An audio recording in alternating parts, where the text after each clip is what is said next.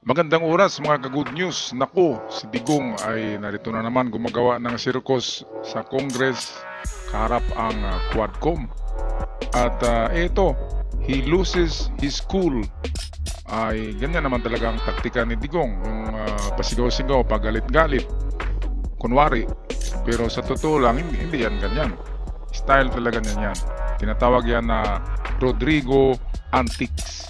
Well, narito ang mga highlights niya nung nakaraang hearing sa Congress with the Quad Committee. Ating panoorin. In the same manner na kung magbigti ako si Trillanes, dapat magsabay rin sa akin.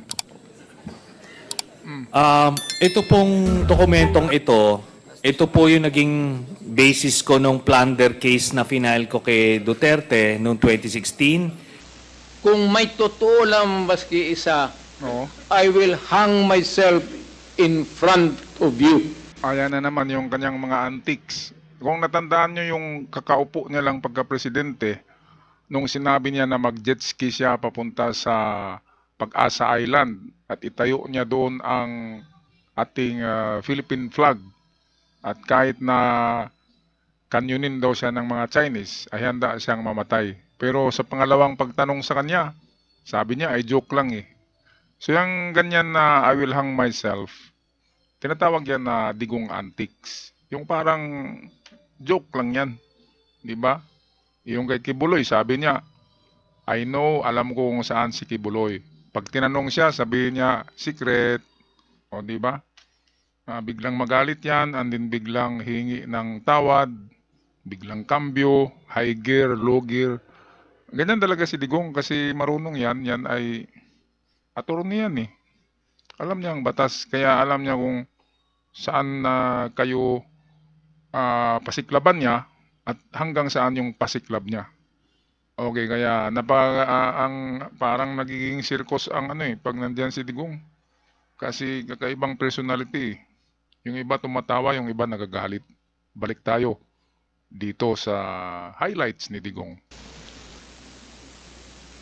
You can summon, I will sign a waiver, all banks, pati yung World Bank ng Amerika. Kung may isang totoo lang na kiting, I will resign and I will ask my daughter to resign and everybody in the family. That is my guarantee. And I will hang myself. Ayan na naman. Hindi. Sampalin ko siya sa publiko. Hindi. Wala naman. Ngayon na.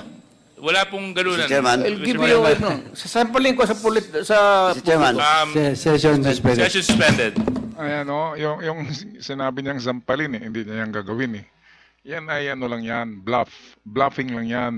Yung dinampot niya ang mikropono tapos ipukul kay Trillanes, bluff din yun. Kasi yung talagang ihagis niya yan sa mukha ni Trillanes, yung lapit-lapit lang 1 meter lang, ay pwede niyang ihampas yan kaagad na hindi na magsasabi. Ganyan talaga si Digong, mayroong war psycho, tinatawag yung sinapsycho ka. Ang kanyang mga antics ay ganyan na talaga yan. Masanay na tayo na ganyan talaga siya. Ang iba dyan ay ginagawang joke eh. Yung kanyang sa likod, bodyguard niya, tumatawa sa kanya, nakakamot sa ulo. Okay, so well, itong susunod na video clips, ito yung dahilan kung bakit nagalit siya.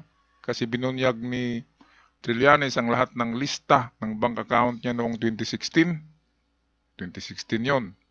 Kaya kung merong kasing bank secrecy ngayon kung tingnan lang talaga yan, ang record niyan, diyan natin malalaman kung totoo itong mga papilis na dala-dala ni Trillanes diyan na naka-PowerPoint. Kapag ipatawag talaga yung taga-bangko, di ba? Noong 2016, hindi niya pwedeng kasuhan si Digong kasi presidente. Merong immunity ngayon, ay vulnerable na si Digong, pwede na. Kaya ito na naman si Trillanes. Noon pa, tinira din ito ang mga Marcos Tinira din niya ang mga kahit sinong uupo, tinitira niya. Kaya hindi natin malaman kung sinong handler nitong si Trillanes. Okay, so ito na. Patuloy na natin ang video.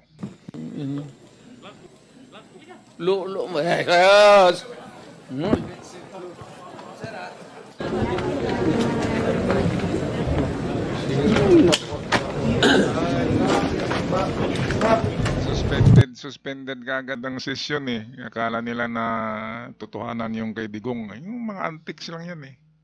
Yung mga joke lang niya yan, yung mga ganyan. Kasi sanay siya sa ganyan. Saywar ang tawag diyan eh, sinasaywar niya.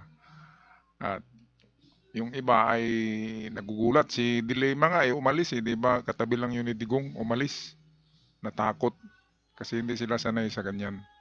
Okay, so ito na, ibubunyag na ni Trillanes ang kanyang mga nalikom na mga ebidensya, papeles.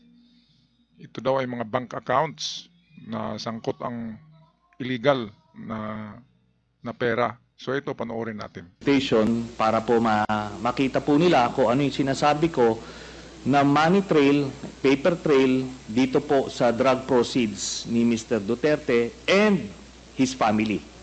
So ito po yung mga bank accounts na nakalap ko po ito noong 2016. Tapos ito po ay na-validate na ng ombudsman na kaparehas nga nung naisumite ng AMLAC sa kanila. Kaya ano po tayo, kumpiyansa po tayo sa provenance nitong dokumentong ito. So, sige po, next slide. Ito po yung mga iba't ibang mga pumasok na pagkapirahan kay accounts ni Duterte. Tapos, sige po, next slide. Ayan. So, ang total po ng mga credits na pumasok ay 2.4 billion. No? Ngayon, kung ano talaga yung actual total, malalaman po natin yan pagka binuksan po yung accounts. Ngayon po ito, no? Ang pagkakamali po ni Mr. Duterte nung nagtatago siya ng pagkapirahan ay ginawa niyang joint account yung kanyang anak na si Vice President Sara Duterte. Kaya ito po ay alam po naman natin na exempted sa bank secrecy law ang impeachment. So lalabas po yan lahat. Sige po, next slide. Ito po yung last slide. No. Dito po, meron po ito pong mga transactions na ito. Meron pong kay Vice President Sara, meron po kay Duterte, meron po kay Baste Duterte, meron kay Pulong Duterte, at meron po kay Hanilet Abansenya. Ito pong mga ito ay mga managers checks under their name na ang origin po ng account ay yung isa dun sa mga drug lords na minention ni Las Cañas na si Sammy Uy. Ito po, ano ito? Siguro ng mga panahon na yan, 2011 to 2013, medyo kumpiyansa sila sa kanilang mga gawain, kaya may physical na checks, no? Pero after that, ano na, ang mga deposito diretso na sa account, so wala nang paper trail. Pero makikita natin dito yung pattern po, Mr. Chairman. Nagdidibidendo yung drug lord doon sa pamilya nila Duterte tuwing October at April, no? Kaya sunod-sunod po yan. And by the way, makikita po natin si Vice President Sara, meron po siyang 2 checking in-encash dyan under her name, manager's checks. Tapos ito po ay while she was mayor, no? Kaya yan ay direct bribery, no? Tapos proceeds of the illegal drug trade. Ito po ang naging pruweba natin. Kaya nung cross match po namin yung dokumento na kuha namin at dito sa mga personalidad na minention po ni Arturo Las Cañas, na-confirm namin yung kanyang istorya. Nakita niyo po dyan, si Duterte, pareha sila ng amount na in-encash, no? Tapos, itong mga anak, sila Baste Duterte, ayan po, tagte 10 million every 6 months. Kay Pulong Duterte, meron din. Ngayon po, lahat ito ay hawak yan ng mga bangko mismo. Meron silang physical copy, meron silang soft copy netong mga sinasabi na ito. Kaya hindi po yan pwedeng i-deny lang kasi alam naman natin yung mga estilo ni Duterte, mag-a-admit konti pero magde-deny to confuse everyone. Pero ito po yung smoking gun, Mr. Chairman. Kaya yan po lahat na yan ay napagtagpi-tagpi namin. So, kaya that would explain kung bakit protektado si Michael Yang kahit na may report itong si Colonel Asierto. Tapos hindi lang po yan, nung nilabas po yung report na yon, sa sobrang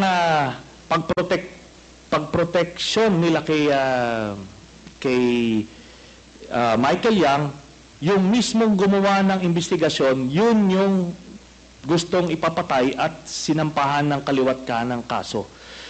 Alam niyo po ba na kinasuhan po ni former Senator Trillanes sina Congressman Paulo Duterte, Attorney Mans Carpio for drug smuggling? Hindi ho. Pero kung totoong drug smuggling man sila, they should be prosecuted in court. And if convicted, they should serve sentence in jail. Itong punta tayo dito sa reaksyon natin sa pinail na kaso ni Trillanes noong 2016, 2017. Siyempre, hindi tatalab yan. Kasi presidente si Digong ng mga panahon na yon, ay malakas si Digong talaga. Kaya pwedeng hindi tatalab yung mga ni Trillanes noon. Pinalabas lang yan na mga gawa-gawa lang na Trillanes. Pero sa panahon ngayon ay iba na kasi ang presidente, ang gobyerno. Kaya pwedeng buksan yan sa bangko. Titingnan yung bank secrecy na yan, na mga records. At kapag mapatunayan, ay meron talagang makulong dyan. Diba? Okay, so ito na nga. Ito na yung pagkakataon nila Dilima na magabawi. Ayan katabi ni Digong, si Dilima mismo. Si Trillanes na lang hindi nakulong dito na ang iingay na tao pero hindi nakukulong.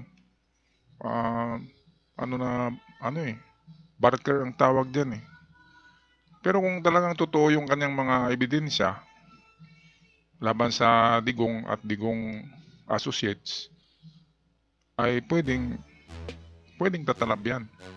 Kasi si Digong ngayon ay hindi na immune wala na siyang immunity sa mga kaso. Kasi ordinary civilian na lamang.